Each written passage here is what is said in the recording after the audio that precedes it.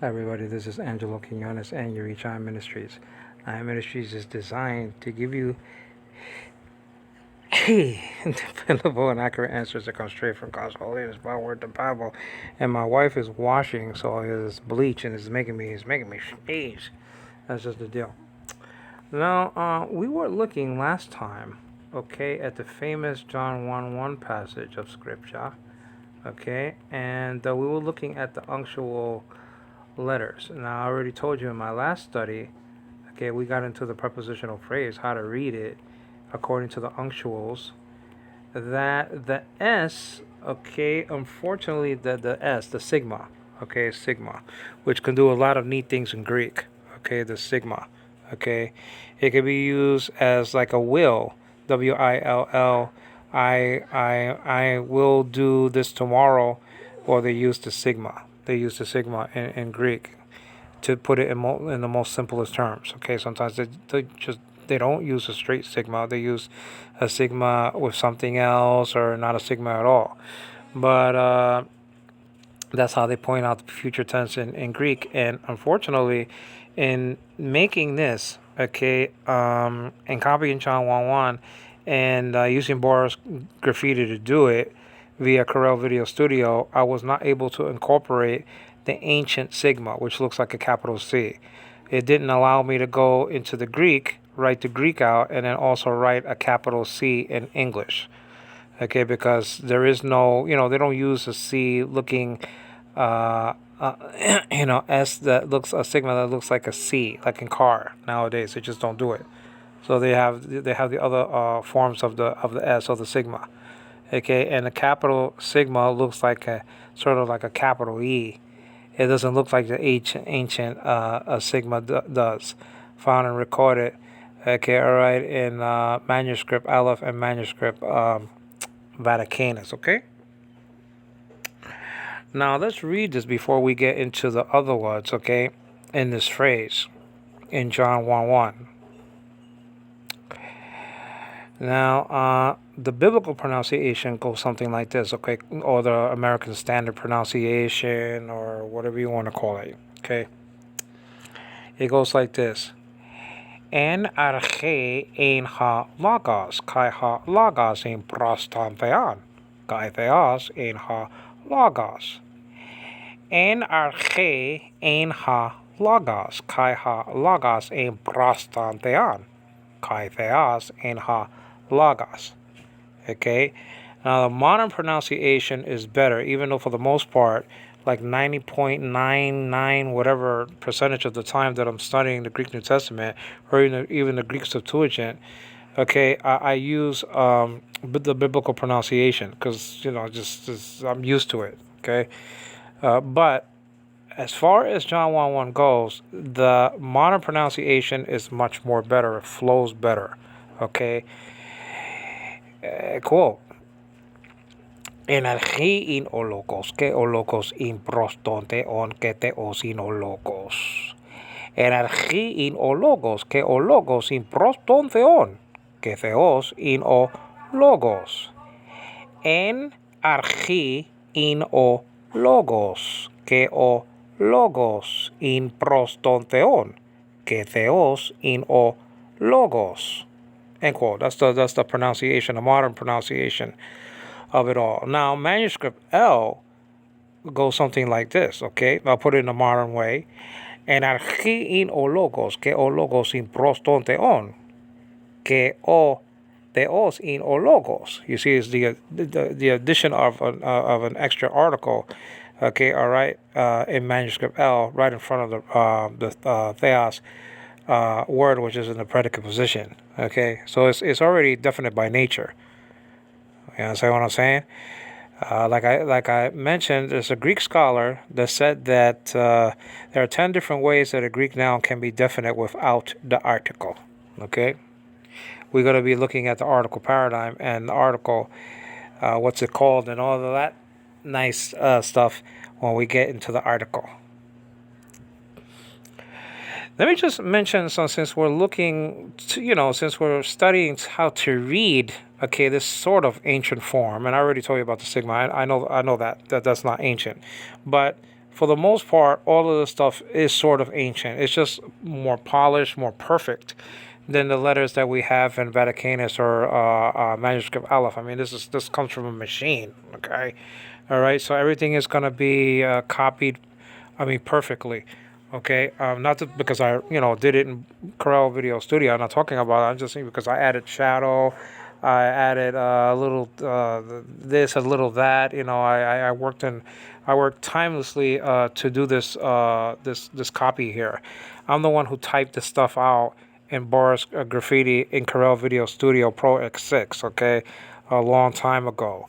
So I did several of these manuscripts because the thing is that I like to do videos, and so I used them in my debates with JWs. Okay, so it came in handy. Boris Graffiti, which is probably in Video Studio 23 or whatever it is now. I mean, they don't use the title Corel anymore. Okay, but anyway, let's just get back to this. The manuscript evidence, okay, is plentiful when it comes to the Greek New Testament. Okay, you have well over 5,000.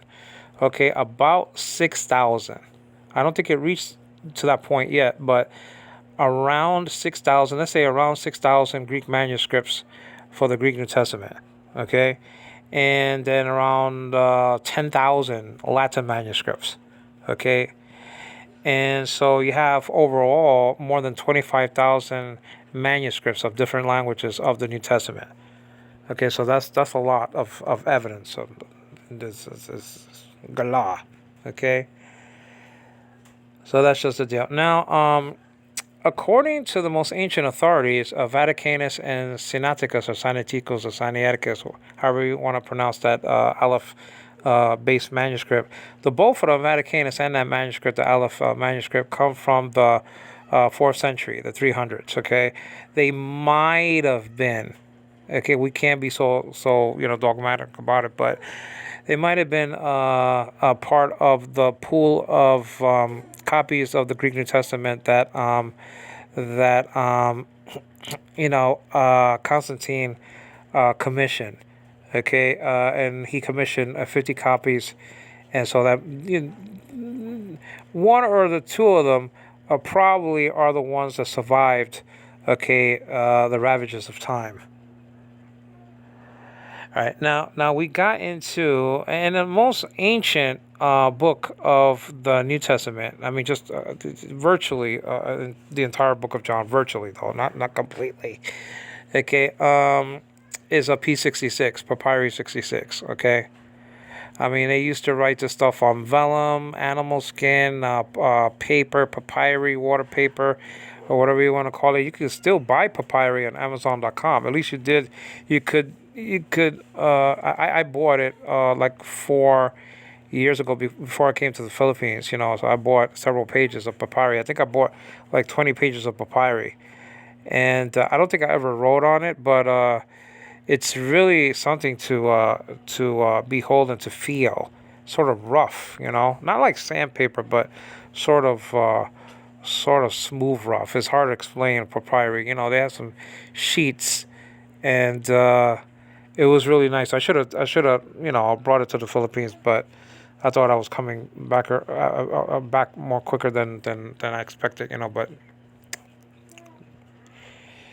now I went into the prepositional phrase, okay, anarche, and I said that that's a prepositional phrase, right? Anarche is the object of the preposition en, which is taking the dative case. It's taking the dative as the dative case is one of 5 cases nowadays, and it's the case of interest, and it's taking it.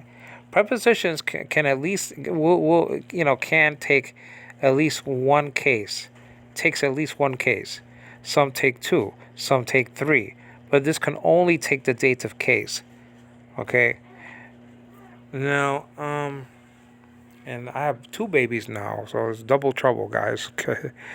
So, I think Sean is waking up. I don't know. I think I see him moving though. So you have 2 babies on the bed over there, and that's. I don't know if I can finish the study. I don't really know if I can. I can't wait till I make my own den here, In the Philippines, my own Rome. Okay, the Greek R. Ro. And so I said that a preposition, okay, shows you the relationship between two words. It shows you the relationship that logos has with archi. Okay, it's showing you the relationship that he was in the beginning. As a matter of fact, archas is actually found and recorded in Hebrews chapter 1, verse 10, for him making, all things. In the beginnings, it says over there in the plural. Okay, now we were talking about from everlasting to everlasting in one of our John 1:1 studies, the subsistence, the eternal subsistence of Logos is staggering. Okay, he wasn't created, he wasn't a creature, he was the one creating. Okay, you understand what I'm saying? And he was the intermediate agent of creation. And he was subsisting for hundreds and hundreds and hundreds, not even a number, zillions of years. Okay, we went into that. The eternal, continuous, timeless subsistence is better than the word existence, subsistence of logos, and even theos. Well, over here says energy. Okay, so that's the prepositional phrase without the article. Okay, if it had the article, it doesn't need it. Arche is definite. Okay, already. And but if you wanted to put the article, be te, right in the middle there. Okay, now remember, this is like unctuals. This is like the unctual. It's not what we find in Vaticanus and Vaticanus. So this is more polished and stuff like that. It's not that. Okay, but I just wanted to put it all bunched up together like the unctuals appear. Okay, in those and those manuscripts that I spoke about earlier, Vaticanus and Sinaiticus. I already gave you an example of the words "I love you." If they're bunched together, okay, if they're bunched together like that, then the thing is you still understand them because they're so popular. So even though this is bunched up together like this, okay, if you know your vocabulary, you're fine. You're fine, okay. And that's just the deal, because you can see the word "en" here, you can see the word "arche," and the word "ain" that follows that. Okay, "ain" meaning was is in the imperfect tense. Okay, and like I said, I have 2 babies, and they're both crying at the same time. Energy in ha logos. Now, ain looks like it's the actually. Let me see. 1, 2, 3, 4, 5, 6. Ain is the 7th and 8th letter here. Okay, in this text on the top, from left to right. Okay, because that's how you read Greek, from left to right. Remember? And so you have the H-looking letter, and then N-looking letter, right? But the H-looking letter is really an E vowel, like in the word they in biblical Greek. So it's pronounced ain, and that means was. Okay, is in the imperfect tense. There are tenses in Greek. You have the imperfect tense, the aorist tense, the perfect tense, the future tense, and the present tense. This is in the imperfect tense. Is showing you the aspect is continuous, is linear, and there's no completion to the subsistence here of logos. There's no end to it. There's no beginning. There's no end. It's a continuous in nature.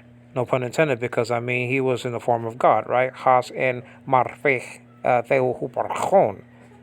So subsisting in the form of God. Now, a couple of Jehovah's Witnesses asked me, or they just told me, well, if he was really God, why doesn't a translation says, although he was God? Well, yeah, I have a translation that says that, several. Okay, the Living Bible has, although he was God, or whatever the case may be. You understand what I'm saying? Oh, but that's in your Trinitarian Bibles. Yeah, but maybe Trinitarians are the only ones smart enough to translate the Bible. Okay, all right, honestly and carefully and clearly. Okay. So what about your JW Bibles? That's from Johannes Greenberg. What are you going to say about that? Okay, a God and all this mumbo jumbo.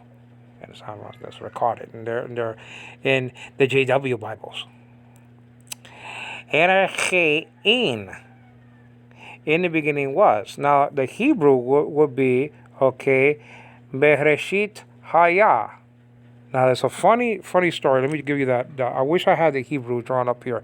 Now, I do have a copy of it someplace, and so I have to see where that is, and I'll take a picture of it, and I'll share it with you guys, okay? Before I get to that funny story, I'm going to remind you again that this is not the same teaching that's going on, okay, in Genesis chapter 1, verse 1. Over there is Bereshit bara Elohim. Okay, in the beginning, God created, and He created the heavens. Okay, there's in the plural there, reduplicating consonant, because Hebrew can reduplicate their letters also. Its letters can be reduplicated, but they use a dot to point that out. In Greek, you can use the same letter, a different letter, okay, or a rough breathing marker to actually reduplicate, okay, a letter in Greek, okay. That's just a deal. Now, the famous construction will be in the perfect tense, like tetelestai, geganen, tetelestai, and things like that.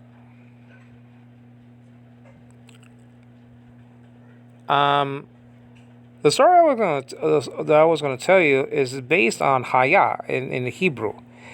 And Ain means was, and Haya can mean was. Okay, so the Hebrew equivalent to this, okay, will be Bereshit Haya Hadabar, Vahadabar Hayaim Ha Elohim Wa Elohim Haya Hadabar.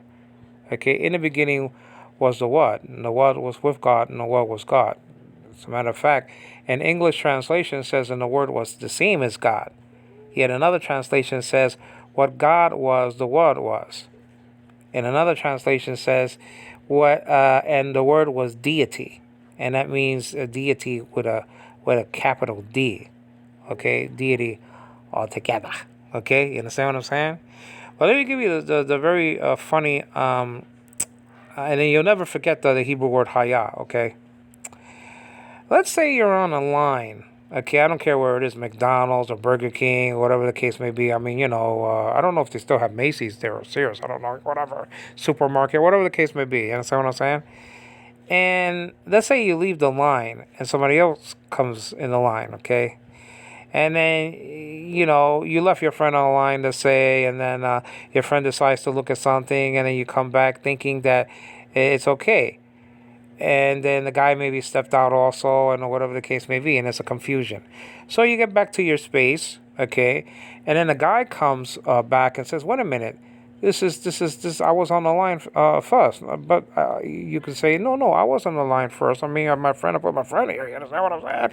And she went, window shopping or whatever the case may be, or she bought something. I mean, so I was here first. I mean, and then and then the guy says, "No, I mean, I'm on the line first. You want to fight? Ha, yeah." And then he makes a karate stance. That's what I'm saying. And then he does, "Oh, sorry about that. I don't know how I did that." Okay. Well, let's leave it there. Leave it there for a second. And then that's John 1:1. I probably pressed it with my chin because I was saying the story with my eyes closed, just to rest my eyes. And so, because I'm visually impaired, I'm legally blind, by the way. I see the letters, but I use a magnifying glass to look at them and stuff like that, you know what I'm saying? And I drew the letters on Corel Video Studio, large print. I blew the print up in the computer, And so he says, "Ha, yeah." And he said, "Oh." And you say to him, "Oh, you know Hebrew." And, "What do you mean I know Hebrew? I want to knock your block off. Ha, yeah." Okay.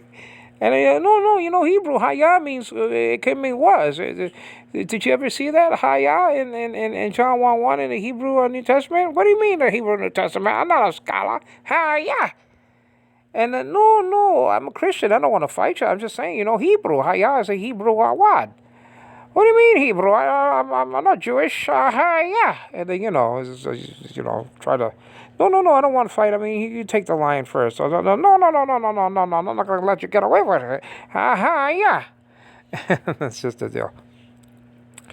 But anyway, you'll never forget that story. You'll never forget Haya in your life. Okay? Incidentally, the Tetragrammaton, okay, appears more than 6,800 times in the Old Testament, and I think the number is like Mouse has it at 6,829 times, and Vines has it one less time, 6,828 times, and it comes from Haya. Okay, it's the third person form of Haya, says Mouse in his commentary on it. In his lexicon, Mouse's complete expository dictionary of Old and New Testament words, and I chuckle because that's sort of a copycat title of Vines, So that's okay. It's okay. Mouse is a wonderful, wonderful, wonderful Christian and a wonderful Greek scholar. Okay, and so that's just the deal. And so the Tetragrammaton, it comes from Haya, and then Echye, which is equal to the Tetragrammaton, comes from Haya also. It's just first person. Okay, Tetragrammaton is third person, says Mouse again in his Greek lexicon. All right, now let's get back to the unctuals, okay? And so far, so good. So we have in, which means in, right? And even though it's bunched up together with the upcoming word, arche is here, and we know how to spell that. Alpha, Rho, Chi, and Eta, okay? A-looking letter, and then the P-looking letter, which is really R, Rho, and then the X-looking letter, which is, it's not an X, it's a CH letter, like that. And then an N-looking letter, but it's not an N, it's an E class, like in the word day. So arche, in the modern sense of it all, will be arche. One of the meanings of arche is beginning. Okay? One of the meanings. Another meaning is ruler.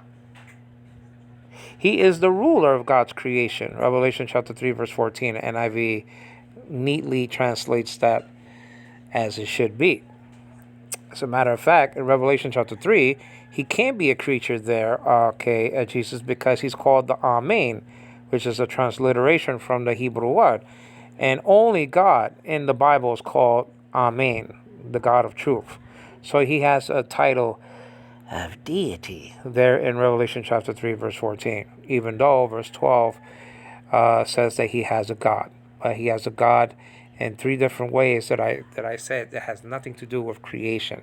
See my my study on that point on how Jesus has a God. Okay, he has a God because of servanthood, and because he said, my God, in Matthew chapter 27, verse 46, and in Mark chapter 15, verse 34. And so that's why he has a God now, because he was separated from his Father. So he has a God, but that's not according to creaturehood. You understand what I'm saying? And maybe, and this is the number one on the list, maybe my God and my Father are really synonymous with each other. And you see that recorded in the same chapter, Revelation chapter 3. It's just like saying call and prayer, and that's and those things are synonymous with each other, really mean the same thing, found and recorded in Psalm 4. Well, so NRK ain, and that's all bunched up together, but ain means was. And we saw that the H and N looking letters, make up one word, meaning was. It's in the imperfect tense. And it means an action, or in this situation, status. The status of Logos is continuous, timeless, eternal. Okay? There was no other God before me, says Isaiah. Okay? On the beginning and the end. It says in Isaiah and in the book of Revelation. Understand what I'm saying? So that's just the deal. Anarchein or anarchein. So that takes care of that. Well, what's the next letter? Well, the next letter is an omicron or an O. And you see that there before the capital L in Logos's title, or proper name, actually. So that's the first time that Omicron appears there, nowadays called Omicron. And that's an article. An article is a weak demonstrative. Okay, it could be used in certain instances as a pronoun. That one.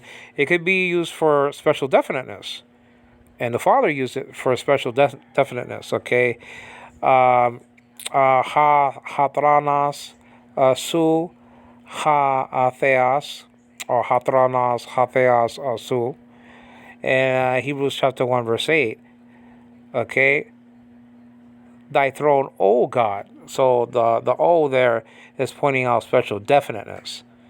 Okay, the omega, the inflectional particle, is from old manuals, that's pointing out special force. And you see that in 1 Timothy chapter 6, verse 20, Matthew chapter 15, I believe, verse 28, etc., etc., etc. Okay? Now that's in the nominative case construction, that article. There are 24 articles in the Greek article paradigm, okay, biblical Greek. Ha heta with a omicron, dutes tu, dote to, tan tain ta, and those are all the singular articles in that side of the paradigm. And hoi ha ta, this time with an alpha the ta, that's the plural, neuter plural, and then ton ton ton, tois tais tois, and then tus tas ta, also with alpha. Okay, those are all the articles, and there are 24 of them. You should learn them in the article, so-called definite article paradigm. Okay? Now the upcoming one is the word of words here. Okay? Found and recorded 330 times in the Greek New Testament. Logos or logos. Don't say logos. I used to say that a lot in my studies, and I cringe when I hear my voice in the old days saying logos. I mean, that's a lazy English sort of pronunciation. It's just not, it's not accurate. There's no, for example, an omega here and biblical Greek omicron at the same time. Okay, so that's just it with that. Just say logos or logos. Either use the long O all the way through, or the short O all the way through. Now that's in a nominative case construction, and again, now it's not typed out all the way, because in some manuscripts you have the just the lambda and the sigma. Now in the old days it will be capital lambda and capital sigma, the sigma looking like a capital C, but I couldn't do that, like I said before, over here, so I have just the capital sigma like it appears nowadays. Okay, this is an abbreviation. Okay, so Nanam Sanctum, that's these holy names and titles for God were abbreviated. Okay, so you have Logos being abbreviated here, and Theos being abbreviated in John 1:1 B. Okay, you see the Theos and the Sigma, and before that you see the Theos and the Nu. Nowadays called me. So, and then Logos appears 3 times here in this text. There are 17 different words, around 14 or 15 different Greek letters, and about 50 or so Greek letters altogether. The same, different, like that. Okay. So this is shorter than actually Hebrews chapter 1 verse 8. I think that has like 23 Greek words. This has like around 17 Greek words.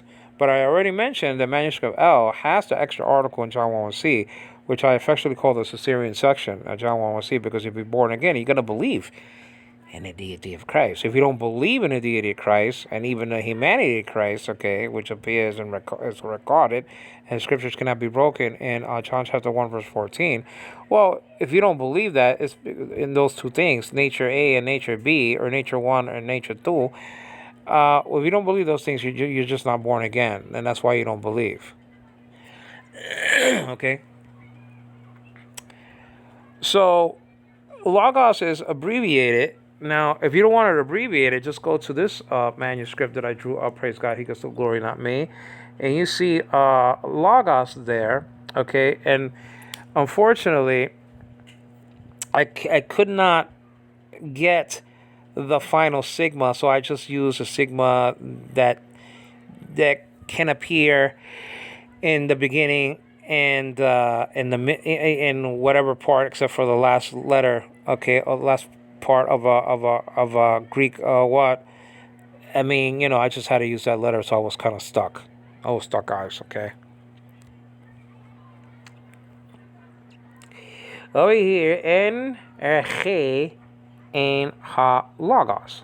Okay, but let's get back to this because we're learning this. Okay, so when you're looking at a manuscript, just train yourself to look at an L and a C. The capital L in Greek, which is lambda.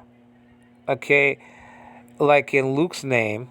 Okay, that looks like an incomplete capital A. When you see an incomplete capital A that doesn't have the little line in the middle, you're looking at a capital L. Okay, that's what you're looking at.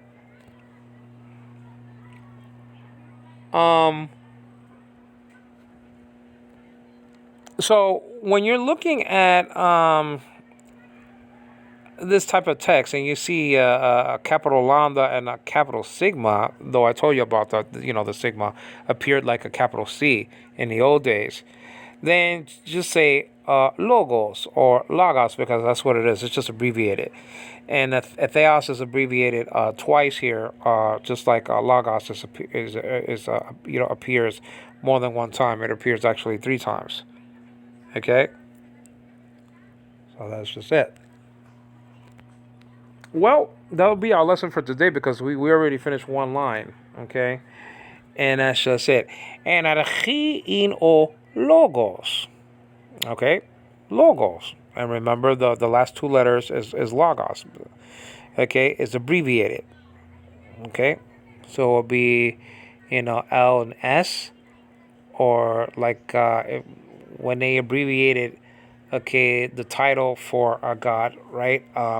Theos, will be whatever construction is in is going to be abbreviated like that. The first letter and the last letter that begins and ends the spelling of theos. Let me see. The baby. I guess he's okay. Or she's okay. I don't know which one I was coughing. You're there, hon? Yeah. Oh, I didn't know you were on the bed with the babies. Okay, I saw like a big leg, and I said, I think, is that a pillow? Is Anna lifting up a pillow or something? I don't know. Okay. So my wife is there with the baby, so that's good. So anyway, guys, this is a quick study. We're trying to read this. This is all bunched up together.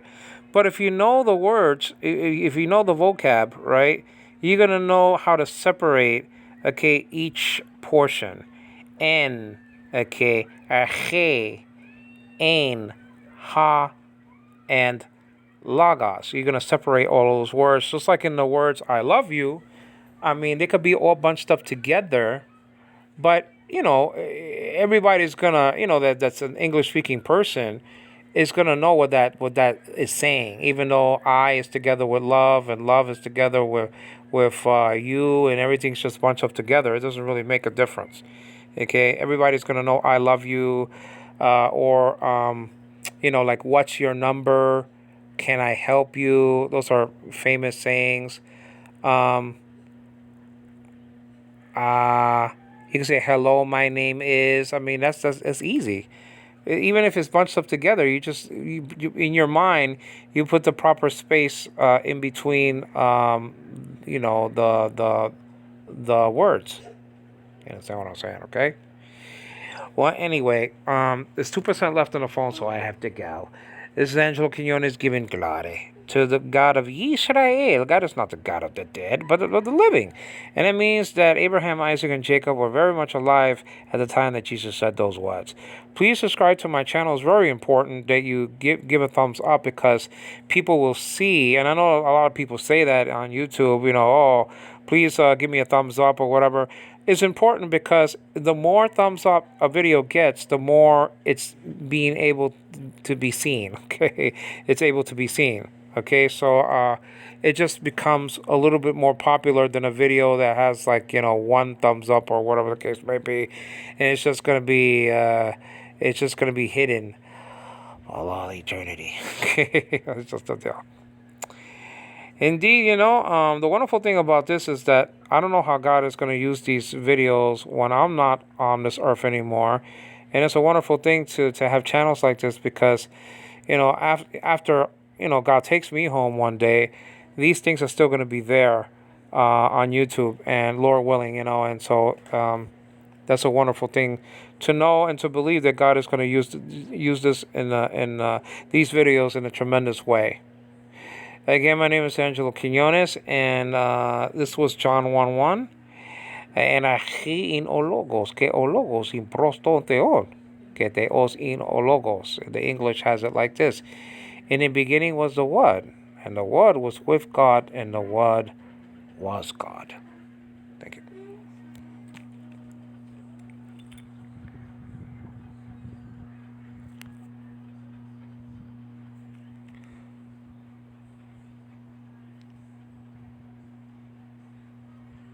Now, I can never find that little bubble, okay, where, I can't find it, guys. I can never find that little tiny thing.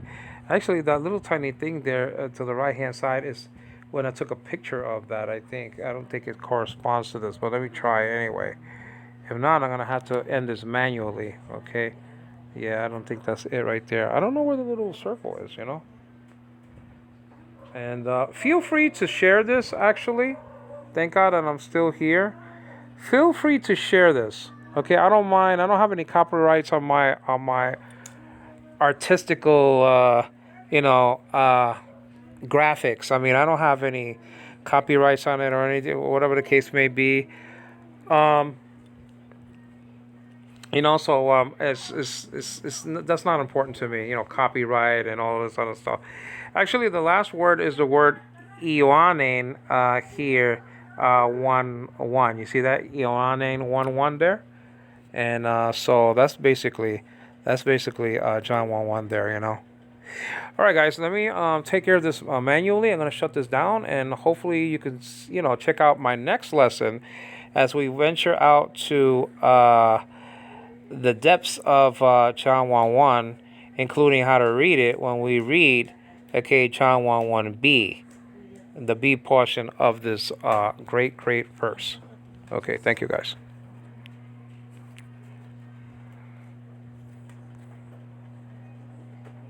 Okay. Hopefully I can edit this in the future. Okay, this is the deal.